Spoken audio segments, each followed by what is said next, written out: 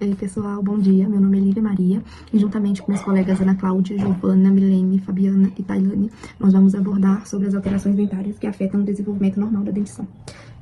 Tanto quanto ao número de dentes, quanto ao tamanho. Então, nosso tema de hoje, a gente vai abordar sobre a genesia e microdontia dentária. Para a gente entender um pouco sobre a genesia, a gente precisa classificá-la. Então, a genesia, ela é uma anomalia do desenvolvimento dentário, que é frequente no ser humano. E nisso, nessa anomalia do desenvolvimento, a gente tem que voltar lá no processo de odontogênese, que é a formação do dente, né? Do germe dentário. Ou seja, lá nesse processo de odontogênese, a gente tem o erro, né? De formação. Ou seja, esse dente não se forma e não erupciona. E afeta tanto na estética quanto na maloclusão. E essa maloclusão, de maneira rasa, ela é o mau encaixe dos dentes. E essa má oclusão, ela nos afeta na mastigação e na fonação também, ela pode prejudicar. Para a gente entender mais sobre, a gente classifica agenesia. A gente tem 3 tipos: a hipodontia, oligodontia e anodontia. A hipodontia, ela é caracterizada pela ausência de até 5 dentes na boca. Já a oligodontia, ela é caracterizada pela ausência de 6 ou mais dentes.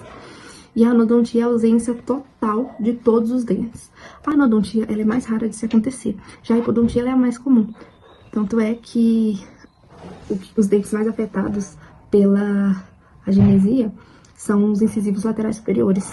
Então, a classificação para isso é a hipodontia, né? Que tá dentro desses 5 dentes aí. Geralmente acontece ou em um só incisivo ou nos 2 laterais superiores. Entrando mais na parte da genética, a gente precisa entender como essas mutações acontecem. Então, a agenesia dentária e a microdontia acontecem por mutações genéticas, em momentos diferentes do processo celular.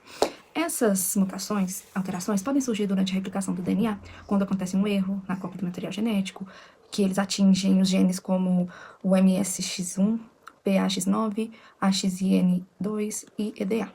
Também podem aparecer na meiose, na formação dos gametas, né, que são herdados diretamente pelos pais. Então, assim, são herdados e a gente também tem na fecundação, que o zigoto já recebe esse DNA alterado e todas as células do organismo vão carregar a mutação. No desenvolvimento embrionário, tem a comunicação entre as células da crista neural e do epitélio oral, que também é prejudicado. O germe dentário pode não se formar por essas mutações que eu falei, causando a agenesia ou se formando de forma deficiente, causando a diminuição do dente, né, a microdontia. Hoje eu vou falar sobre a genesia dentária e a sua prevalência. Para isso, a gente pegou um estudo observacional que foi aprovado pelo Comitê de Ética em pesquisa do Centro Universitário de Volta Redonda do Rio de Janeiro. E ele aconteceu em abril de 2020. Ele fala sobre a prevalência da genesia dentária em pacientes submetidos a tratamento ortodôntico. O objetivo foi avaliar a prevalência da genesia dentária, os dentes mais acometidos e associação com outras anomalias dentárias de desenvolvimento. Os resultados a gente pode ver nesse gráfico abaixo. Quais foram os dentes mais acometidos em cada grupo de pessoas, que já dá pra gente ter uma noção e como que ela ocorre. E nessa imagem seguinte, podemos ver que o dente 12 e 22 foram acometidos pela genesia. E com isso teve um atraso no desenvolvimento do dente 35. Sobre as causas da genesia dentária, estudos sugerem que a evolução da dieta humana da alimentação crua para uma dieta processada pode ter influenciado muito a prevalência de anomalias dentárias como a genesia.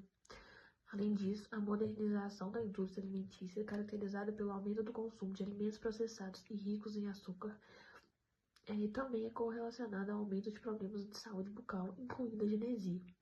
A exposição a aditivos e contaminantes nos alimentos processados também pode interferir no desenvolvimento dental e potencializando as anomalias.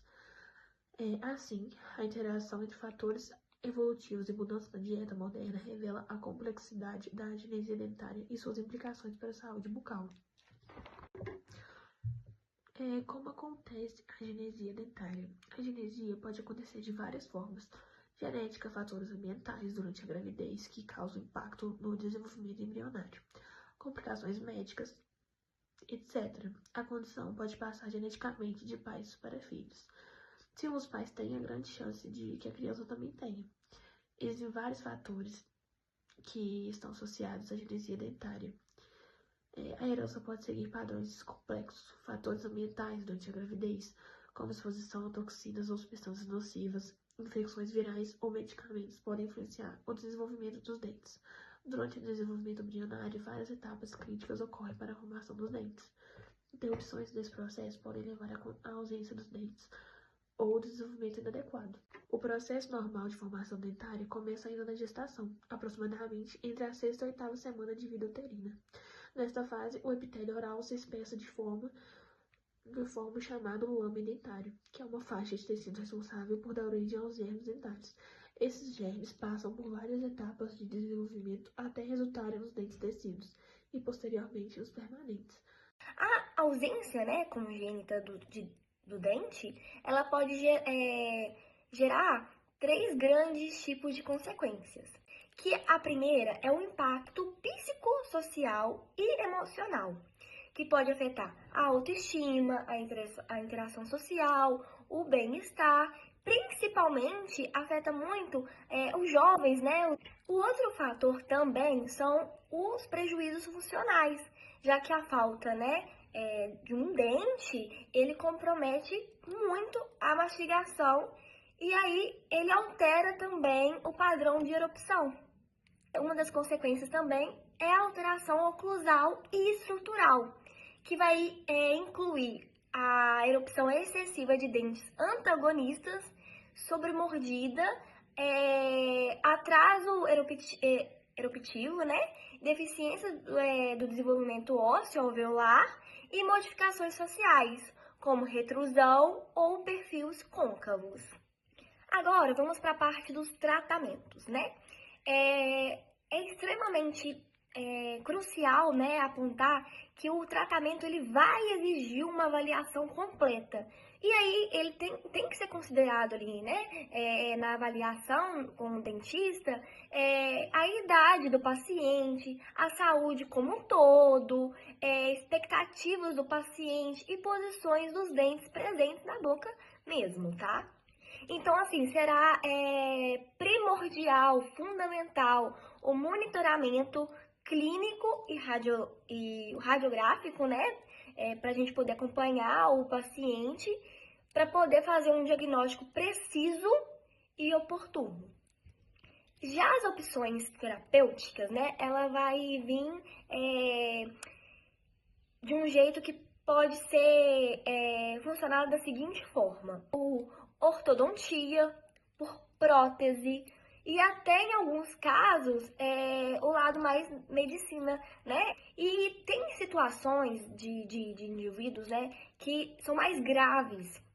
E aí, nesse caso, é necessário uma investigação de síndromes, uma vez que a agenosia ela pode estar associada, né, a alterações sistêmicas, tá bom? Muito obrigada, gente. A microdontia ela é definida como anomalia dentária rara, caracterizada por dentes menores do que o outro na arcada dentária. Ela pode ser generalizada e também pode ser localizada. Com isso, a gente aborda muito a abordagem restauradora e também ortodôntica. Além disso, a microdontia ela pode influenciar na autoestima da pessoa. Ela pode ter vergonha na hora de sorrir, né? Porque geralmente a microdontia afeta mais dentes anteriores. Então, a pessoa tem mais dificuldade de sorrir, porque é sempre os dentes anteriores que estão à mostra. A microdontia é classificada como focal, que acontece em poucos dentes, é mais comum acontecer. Microdontia generalizada relativa, que são dentes de tamanhos normais, mas aparentam pequeno por ampla arcada.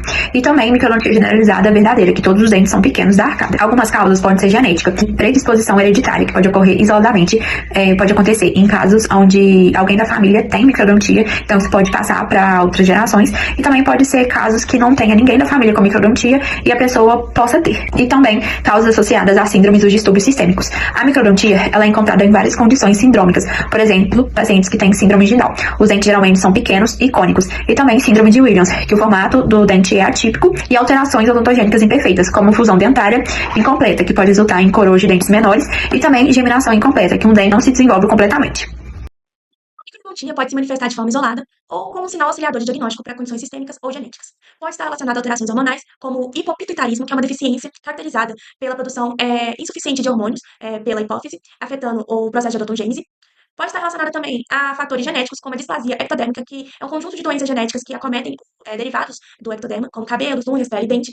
Além de apresentar microdontia, pode ter manifestação também de hipodontia. E, por fim, a microdontia pode estar relacionada também a fatores adquiridos, como a radioterapia infantil, uma vez que as radiações ionizantes podem atrapalhar ou interromper o desenvolvimento dos genes dentários. No campo das síndromes, a síndrome de Down é a que mais é evidenciada a microdontia. E também tem a síndrome de Williams, né, ocasionada pela deleção do cromossomo 7, onde a microdontia também é bem evidenciada. Portanto, é perceptível que a microdontia não é uma anomalia dentária restrita à odontológica, que ela pode ser um sinal auxiliador para diagnóstico de outras condições, permitindo um manejo multidisciplinar eficaz. A microdontia apresenta prevalência variável na população brasileira, sendo influenciada por fatores como a região estudada, a metodologia aplicada e os critérios para o diagnóstico. Em sua forma isolada, pode ocorrer de 0,5 a 8% dos casos, acometendo principalmente o incisivo lateral superior. Diversos estudos brasileiros demonstram essa variação da prevalência da microdontia. Por exemplo, em 2020, uma análise das radiografias panorâmicas em Lages, Santa Catarina, evidenciou a presença da microdontia em 16% dos casos.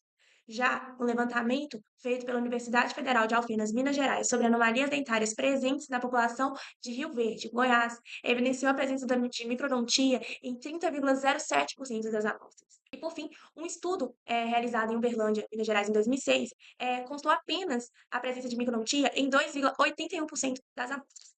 A microdontia, apesar de não ser uma das anomalias dentárias mais comuns, ela não influencia apenas no caráter funcional, mas também no estético e psicossocial, uma vez que impacta a autoestima do indivíduo, influenciando diretamente na qualidade de vida do paciente. Como acontece, então, a microdontia? Vamos começar, então, a falar sobre os fatores genéticos e as mutações. Os dentes se formam seguindo instruções que estão nos nossos genes. Quando esses genes sofrem alterações, que chamamos de mutações, o dente pode nascer menor do que o normal. Isso acontece porque o programa de crescimento do dente não funciona da maneira ideal. Essas alterações podem ser herdadas da família ou surgir de forma espontânea durante o desenvolvimento. Além disso, temos os distúrbios hormonais, como é o caso do hipotiroidismo. O hormônio da tireoide é essencial para o crescimento e para o metabolismo do corpo. Quando ele está em falta, todo o organismo funciona mais devagar, inclusive o desenvolvimento dos dentes. Por isso, eles podem se formar menores ou com atraso. Já as síndromes genéticas também estão ligadas à microdontia, como é o caso da displasia ectodérmica, por exemplo. Os tecidos derivados do ectodérmico, como pele, cabelos e dentes, se desenvolvem de forma alterada, levando a dentes menores ou até aos dentes. Já na síndrome de Down, além das alterações cromossômicas, existe também um impacto no crescimento ósseo e dentário, o que favorece a presença de microdontia. Vale destacar que a síndrome de Down também causa outros fatores genéticos, como é o caso do palato curto e a língua fissurada. Por fim, temos os fatores ambientais, como a exposição à radiação, infecção ou até mesmo a traumas durante a formação do germe dentário. Podem danificar as células responsáveis pelo crescimento dos dentes, fazendo com que eles se formem menores. Vale destacar ainda que em muitos casos sindrômicos, a microdontia aparece junto com a hipodontia, que é a ausência dos dentes. Agora vamos falar das consequências.